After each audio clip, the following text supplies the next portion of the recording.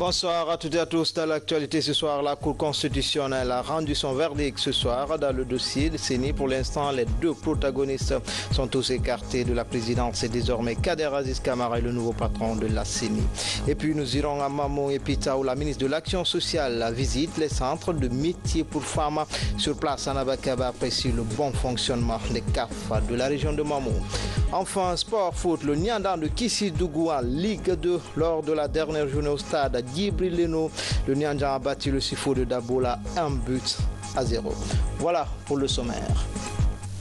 Encore une fois, bonsoir à toutes et à tous. La nouvelle est tombée cet après-midi. La Commission électorale nationale indépendante, CENI, a un nouveau président intérimaire. Son nom, Kader Aziz Kamara. L'arrêt a été rendu par la Cour constitutionnelle qui a tranché dans la crise qui a miné cette institution pendant plusieurs mois. On fait le point tout de suite avec Makeme Donzo.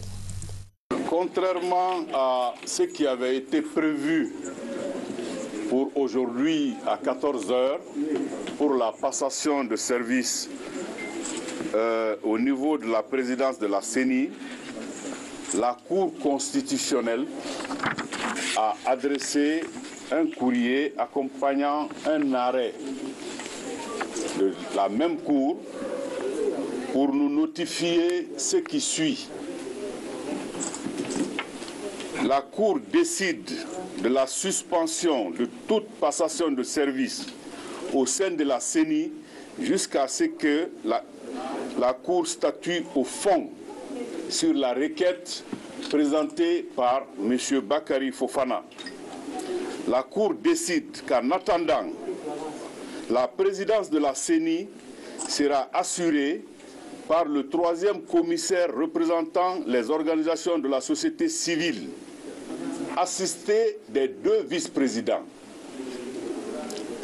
La Cour dit que le présent arrêt sera notifié au président de la République, au président de l'Assemblée nationale, à M. Bakary Fofana, à M. Amadou Salif Kébé et aux 17 autres commissaires. La Cour dit que le présent arrêt sera publié au journal officiel de la République. Ainsi a décidé la Cour constitutionnelle. La décision de la Cour constitutionnelle vient mettre un terme à la cacophonie à la tête de la Commission électorale nationale indépendante. La responsabilité du nouveau président par intérim, Kader Aziz Kamara, est immense. Il est le troisième commissaire venu de la société civile après Bakary Fofana et Maître Amadou Salif Kébé.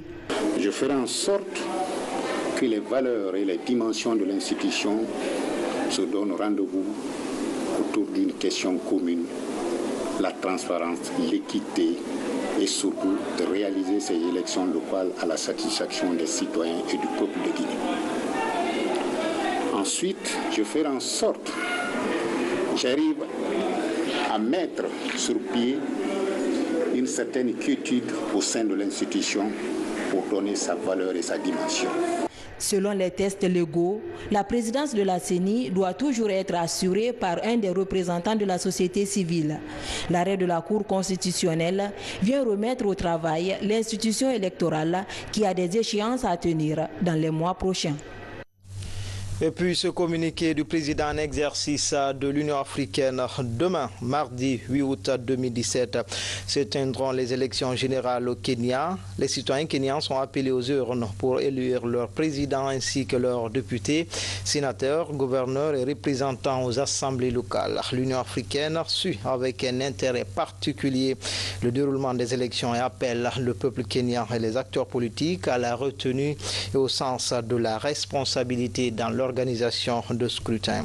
Le président en exercice de l'Union africaine invite les Kenyans à se rendre aux urnes dans le calme et la sérénité et appelle les acteurs politiques à user de toutes les voies de recours légales et pacifiques pour régler les éventuels différends. L'Afrique a plus que jamais besoin de montrer à la face du monde sa capacité à prendre en charge ses propres affaires et à réussir l'organisation d'élections démocratiques et paisibles dans tous les États du continent. Professeur Alpha Condé.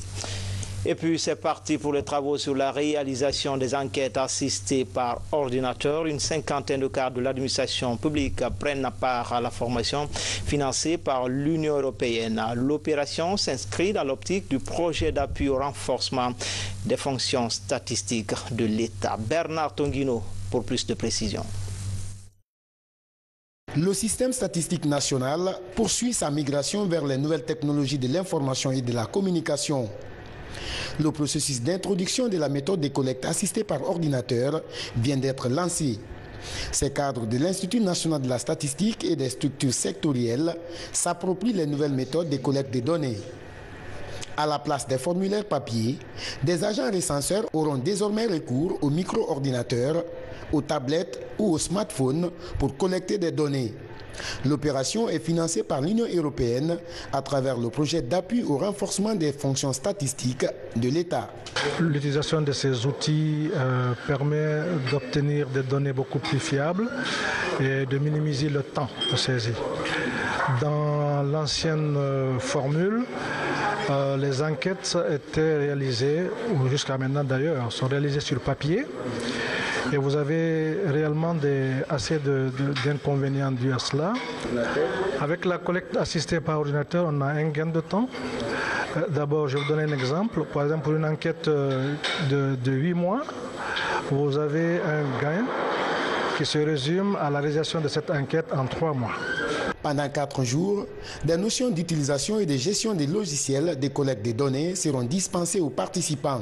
Des notions qui devraient leur permettre d'être plus rapides dans la collecte et la transmission des données fiables. Nous allons leur présenter les différents objets de CS Pro, comment faire des dictionnaires, des formulaires, comment écrire des programmes d'appurement, comment fusionner des données, comment les exporter vers d'autres logiciels pour faire des analyses. Ce à quoi on s'attend, c'est que les apprenants soient capables tous de pouvoir développer une application qui permettra de collecter les données sur tablette ou bien sur un ordinateur Windows.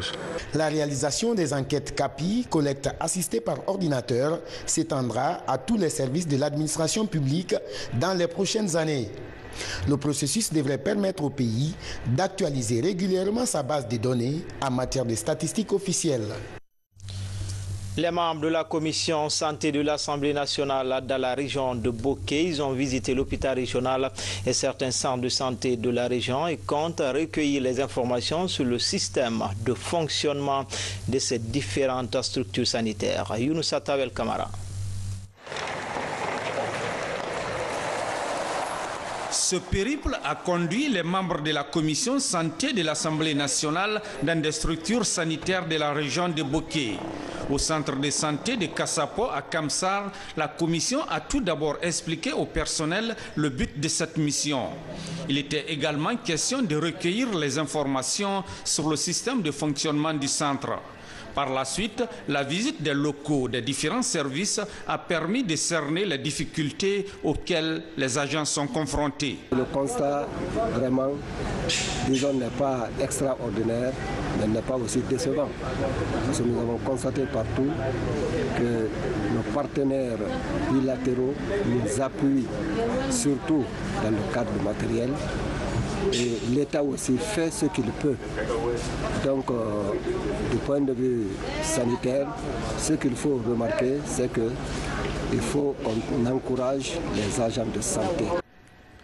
À l'hôpital régional de Bokeh, la commission et les responsables de cette structure ont échangé sur des problèmes qui assaillent le fonctionnement correct de l'hôpital. L'État appuie le centre de santé au niveau du personnel de santé, leur prise en charge sur le point de vue salaire. Les difficultés rencontrées, manque de sources d'énergie au niveau du bloc opératoire et au niveau du centre de santé.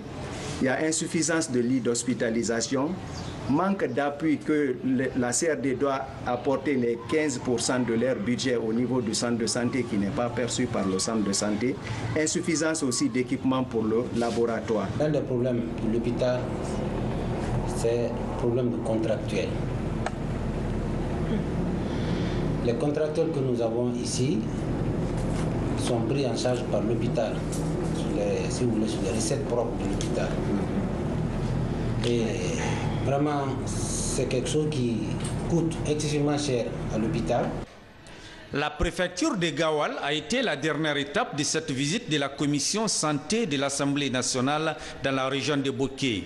Dans cette localité, tous les centres de santé et autres cliniques privées ont été visités par les élus du peuple.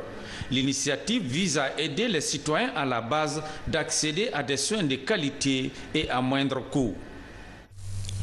De son côté, le président de l'Assemblée nationale porte à la connaissance des honorables députés, membres du bureau de l'Assemblée nationale, que la réunion ordinaire du bureau de l'Assemblée nationale aura lieu le mardi 8 août 2017 à 11h précise dans la salle de réunion habituelle.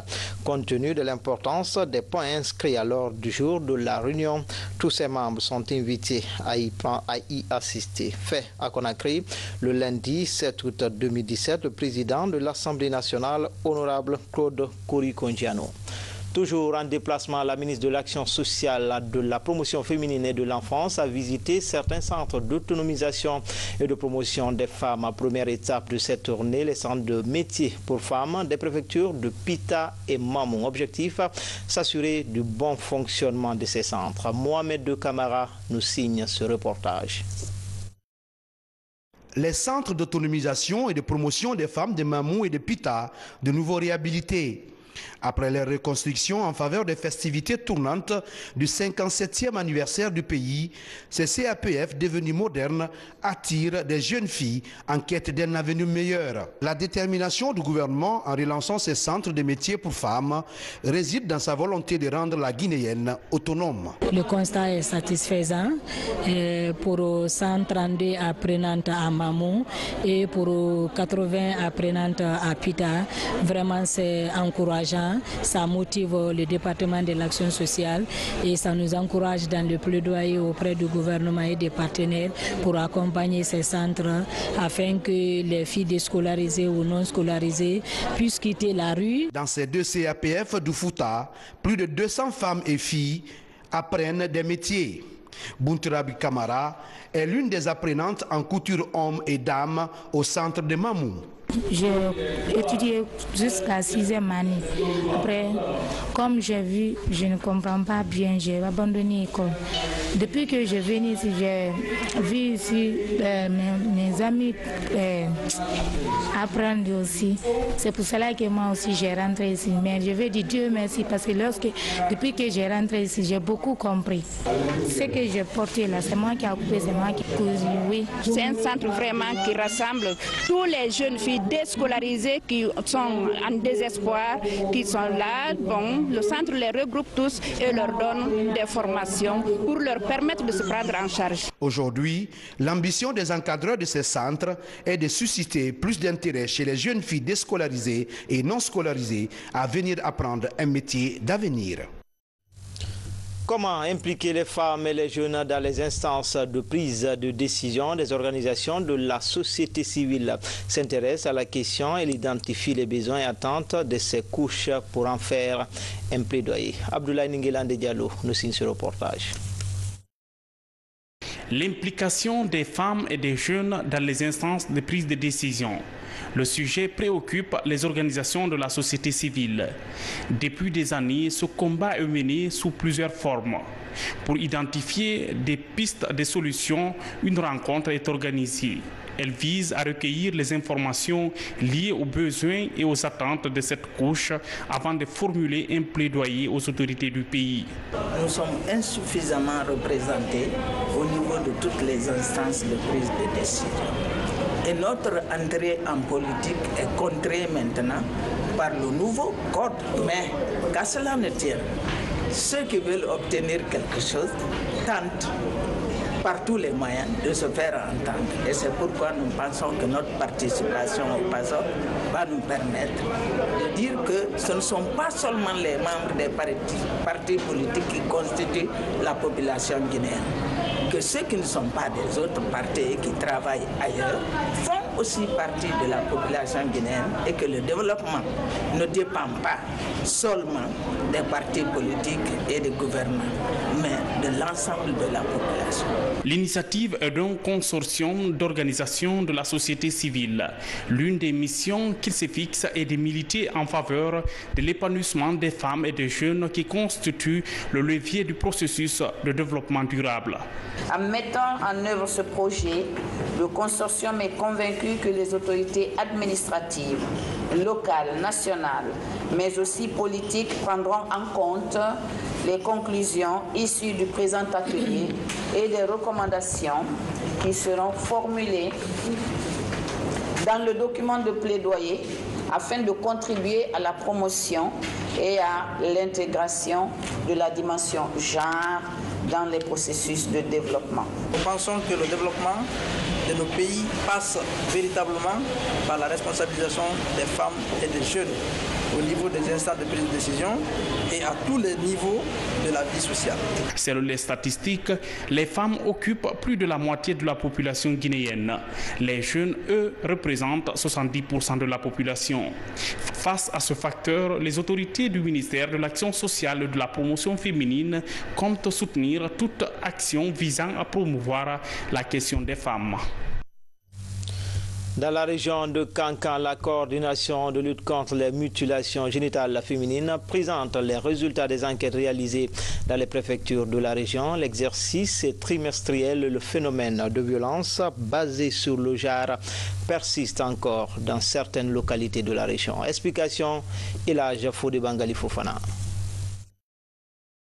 Cette réunion trimestrielle de coordination sur la lutte contre les mutilations génitales féminines regroupe les responsables des centres pilotes de prise en charge des violences basées sur le genre dans les hôpitaux, les services intéressés à la gestion des questions liées aux violences basées sur le genre, notamment la police et la gendarmerie, les juges, les ONG partenaires de terrain, l'UNFPA, les religieux et la presse, ainsi que les représentants de l'action sociale qui sont parties prenantes et qui font le suivi de l'application de tous les textes et conventions ratifiés par l'État.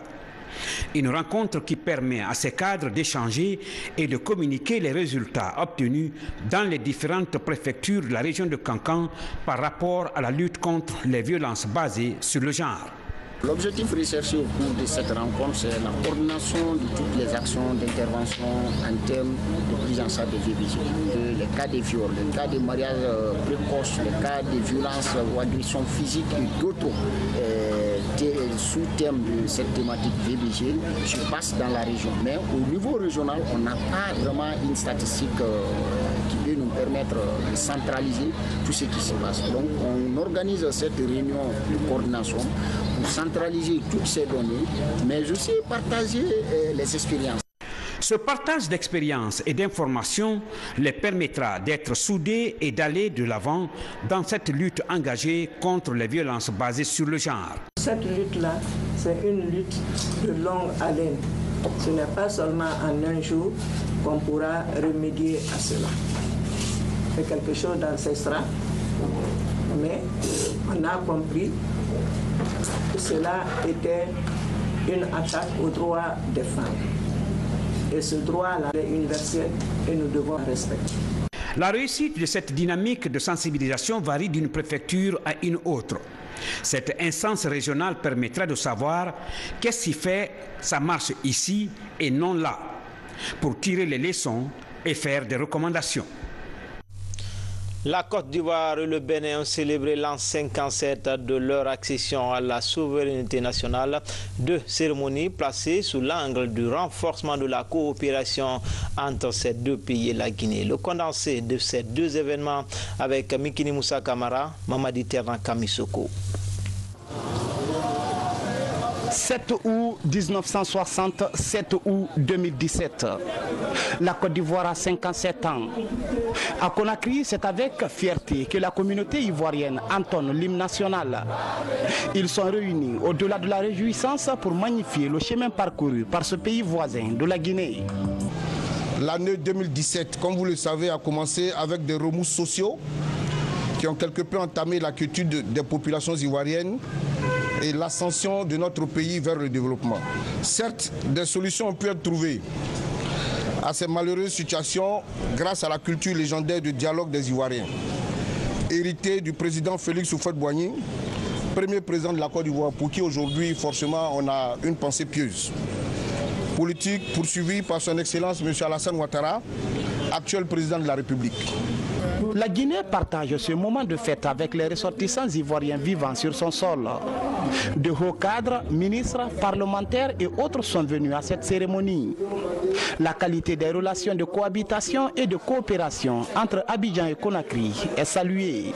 En tant qu'un ancien de la Côte d'Ivoire, de venir partager l'émotion et la fierté de la fête nationale, mais vous savez également que nos deux chefs d'État, les présidents Ouattara et Alpha Condé, entretiennent au-delà des relations habituelles de bon voisinage qui lient les États, des relations personnelles très étroites qui font aujourd'hui qu'un des ministres du pays vient à cette fête pour, au nom de la Guinée, réaffirmer cette amitié, réaffirmer cette fraternité et aussi notre disponibilité à approfondir les relations aussi bien sur le plan de l'intégration de nos peuples que de la coopération économique, financière, sociale et tout ce que vous voulez qui pourrait intéresser et lier deux États, amis et frères. Dans la même ferveur, le Bénin lui aussi a célébré les 57 ans de souveraineté. Un événement placé cette année sous le sceau de l'événement Conakry, capitale mondiale du livre. C'est toujours pour une fierté pour tous les peuples de célébrer, de transmettre aux générations futures et toute l'histoire de la lutte pour l'indépendance dans nos pays et savoir qu'est-ce que nous en tirons et où est-ce que nous allons avec ces indépendances aujourd'hui. C'est au fait le sens de la célébration chaque année de l'anniversaire de nos pays. De nombreux Ivoiriens et Béninois vivent en harmonie avec les Guinéens. Ces fêtes nationales sont l'occasion pour les différentes communautés de cimenter davantage les liens historiques de fraternité. Enfin, sport foot, c'est fini pour les phases éliminatoires de la montée en Ligue 2 au compte de la zone spéciale de Farana. Le Nyandan FC de Kissidougou monte en Ligue 2. Il a arraché son ticket lors de la dernière journée de cette compétition aux dépens du Sifo Club de Dabola. Kadiatou Traoré, Adam Amara. C'est un Nyandan Football Club très déterminé qui a entamé sa deuxième sortie décisive face au Sifo Football Club de Dabola après avoir battu le Gabo de Dingiraya lors de la première sortie. Après quelques minutes de jeu, le Nyandan réussit à ouvrir le score par son dossard 4 en Bemba Souma à la 7e minute. Après l'inscription de ce but matinal, les deux formations tenteront le tout pour tout, mais en vain. C'est sur ce score d'un but à 0 pour Kissidougou que l'arbitre siffle la fin de la rencontre. Cette victoire du club emblématique de Faramaya est sans nul doute un pari gagné. Désormais, le Nyandan FC, à travers son nouveau président Paul Moussa Diawara, pourra se faire une place au sein du championnat national de Ligue 2. Ce qui a marché, c'est que la version offensive a pu écouter les entraîneurs, nous les entraîneurs. Ils ont joué comme il a été demandé par nous. Je crois qu'avec la tactique du jeu recommandée, l'avant-centre, il a gardé le sang-froid. Il y a eu un centre où le 9 s'est appliqué, il y a eu le but. Je n'ai pas de mauvais sentiment. Hein. C'est comme ça le football. Soit on perd, on gagne, ou bien on fait un match nul, mais c'est comme ça. Mes sentiments sont encore les mêmes, comme l'an passé, l'an surpassé, c'est comme ça. C'est comme ça le football.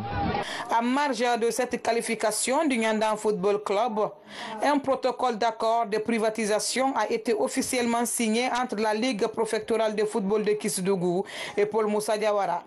Ce mécène va conduire désormais les destinées de ce club qui a tant émerveillé dans le passé le public sportif de Faramaya en particulier et celui de la Guinée en général. À partir du moment où ce protocole est signé, M. Paul Diawara devient de droit le propriétaire du club de FC Nyandan privatisé.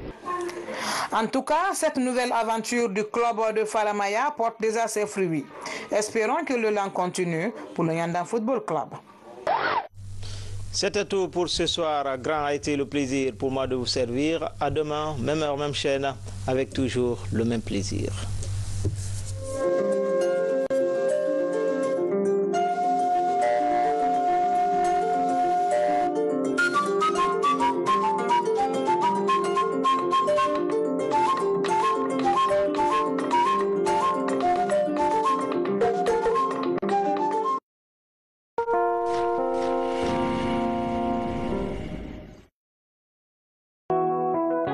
la maison EDF, le leader de l'électroménager en Guinée. Distributeur exclusif de la marque Sany en provenance de la Turquie en Guinée. Chez EDF, vous avez toute la gamme des splits, les réfrigérateurs, les congélateurs, des cuisinières, des écrans de toute gamme. Tout certifié par l'Union européenne.